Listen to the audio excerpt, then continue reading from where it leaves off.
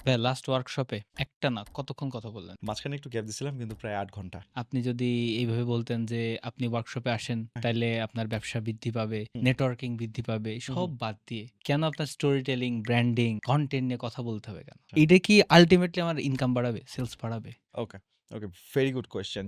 আমি তোমাকে একটা খুব সলিড ইস্যু রেইজ করি এখানে। সেটা হচ্ছে আমাদের খুব কমন একটা কোয়েশ্চেন করি যে ভাই ব্র্যান্ডিং ভার্সাস মার্কেটিং। ভাই ব্র্যান্ডিং আর মার্কেটিং এর পার্থক্য কি? ভাই ব্র্যান্ডিং আর সেলস এর পার্থক্য কি? এই যে এভাবে চিন্তা করি না ফয়সাল। আমার যদি মানে শক্তি সামর্থ্য থাকতো তাইলে এরকম যত কোয়েশ্চেন আছে সবগুলাকে আমি এরকম করে নিয়ে বুঝছো মোড়ায় ফালাই দিতাম। যেন এই টাইপের কোয়েশ্চেনই আমরা এরাইজ না করি।